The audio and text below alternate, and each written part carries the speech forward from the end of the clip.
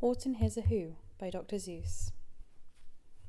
On the 15th of May, in the jungle of Whoville, in the heat of the day, in the cool of the pool, he was splashing, enjoying the jungle's great joys, when Horton, the elephant, heard a small noise. So Horton stopped splashing. He looked toward the sound. "That's funny," thought Horton. "There's no one around."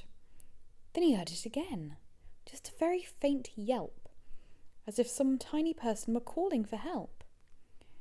"I'll help you," said Horton, "but who are you? Where?" He looked and he looked. He could see nothing there but a small speck of dust blowing past through the air.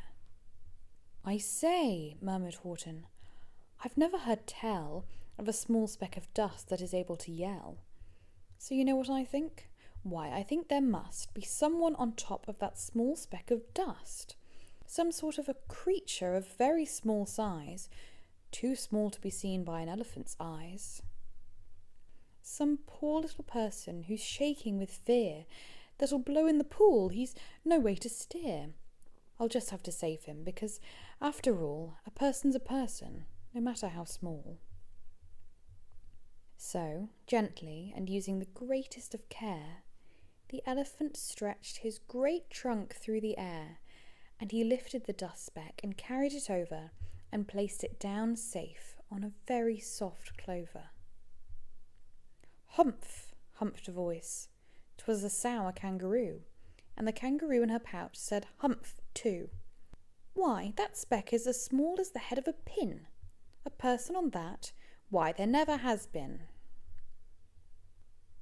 "Believe me," said Horton, "I tell you sincerely. My ears are quite keen, and I heard him quite clearly. I know there's a person down there, and what's more, quite likely there's two, even three, even four. Quite likely a family for all that we know, a family with children just starting to grow. So please," Horton said, "as a favour to me, try not to disturb them. Just please let them be." "I think you're a fool," laughed the sour kangaroo. And the young kangaroo in her pouch said, "Me too. You're the biggest lame fool in the jungle of Whoville." And the kangaroos plunged in the cool of the pool. What terrible splashing, the elephant frowned. "I can't let my very small persons get drowned. I've got to protect them, I'm bigger than they." So he plucked up the clover and hustled away. Through the high jungle treetops, the news quickly spread. "He talks to a dust speck, he's out of his head. Just look at him walk with that speck on that flower." And Horton walked, worrying, almost an hour. "Should I put this speck down?" Horton thought with alarm. "If I do, these small persons may come to great harm. I can't put it down, and I won't after all. A person's a person, no matter how small." Then Horton stopped walking. The speck voice was talking. The voice was so faint he could just barely hear it. "Speak up, please," said Horton. He put his ear near it. "My friend," came the voice, "you're a very fine friend. You've helped all us folk on this dust speck no end. You've saved all our houses, our ceilings, our floors. You've saved all our churches and grocery stores." "You mean," Horton gasped, "you have buildings there too?" "Oh yes," piped the voice, "we most certainly do." "I know," called the voice, "I'm too small to be seen, but I'm mayor of a town that is friendly and clean. Our buildings to you would seem terribly small, but to us who aren't big, they are wonderfully tall. My town is called Whoville, for I am a Who, and we Whos are all thankful and grateful to you." And Horton called back to the mayor of the town, "You're safe now, don't worry, I won't let you down." But just as he spoke to the mayor of the speck, 3 big jungle monkeys climbed up Horton's neck. The Wickersham brothers came shouting, "What rot! This elephant's talking to Whos who are not. There aren't any Whos, and they don't have a mayor, and we're going to stop all this nonsense, so there." They snatched Horton's clover. They carried it off to a black-bottomed eagle named Vladikov, a mighty strong eagle, a very swift wing, and they said, "Will you kindly get rid of this thing?" And before the poor elephant even could speak, that eagle flew off with the flower in his beak. All that late afternoon and far into the night, That black-bottomed bird flapped his wings in fast flight, while Horton chased after with groans over stones that tattered his toenails and battered his bones, and begged, "Please don't harm all my little folks who have as much right to live as us bigger folks do." But far, far beyond him, that eagle kept flapping, and over his shoulder called back, "Quit your yapping! I'll fly the night through. I'm a bird, I don't mind it, and I'll hide this tomorrow where you'll never find it." And at 6:56 the next morning, he did it. It sure was a terrible place that he hid it. He let that small clover drop somewhere inside of a great patch of clovers, 100 miles wide. "Find that," sneered the bird, "but I think you'll fail." And he left with a flip of his black-bottomed tail. "I'll find it," cried Horton. "I'll find it or bust. I shall find my friends on my small speck of dust."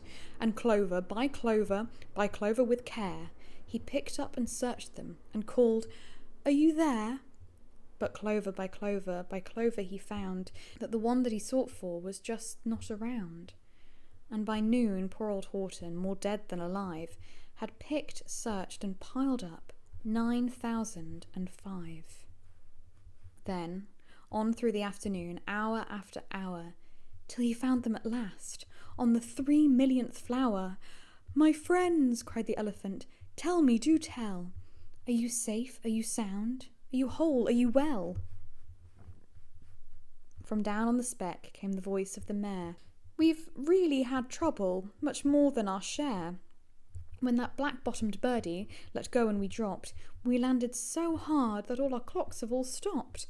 Our teapots are broken, our rocking chairs smashed, and our bicycle tyres all blew up when we crashed.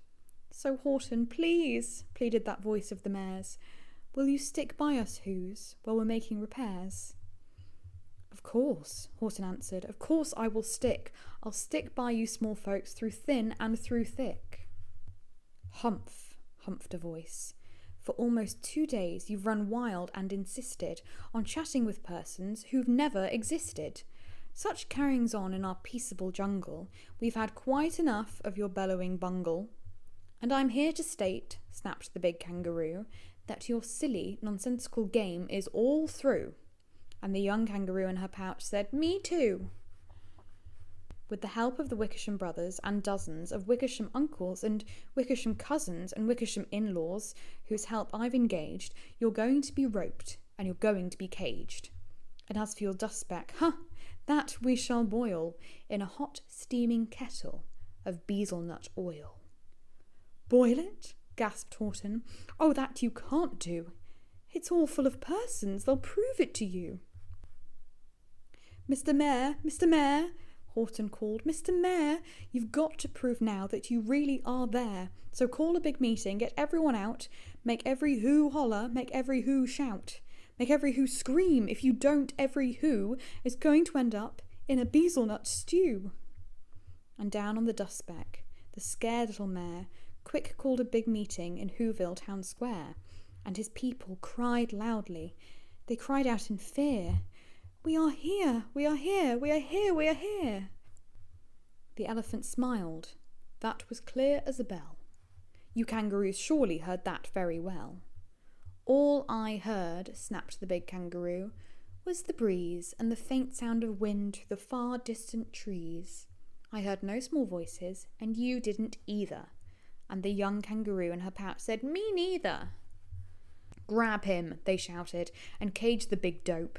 Lasso his stomach with 10 miles of rope. Tie the knots tight so he'll never shake loose. Then dunk that dumb speck in the beetle-nut juice."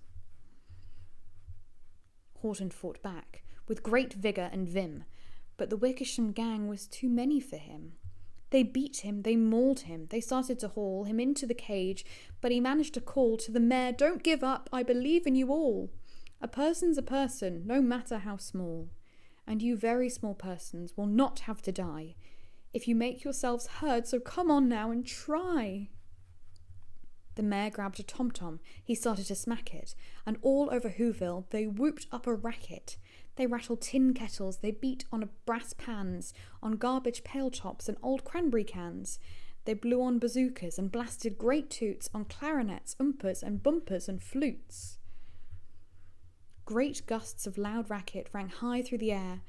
They rattled and shook the whole sky, and the mayor called up through the howling mad hullabaloo, "Hey, Horton, how's this? Is our sound coming through?" And Horton called back, "I can hear you just fine. But the kangaroo's ears aren't as strong quite as mine.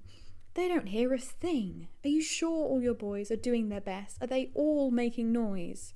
Are you sure every who down in Whoville is working?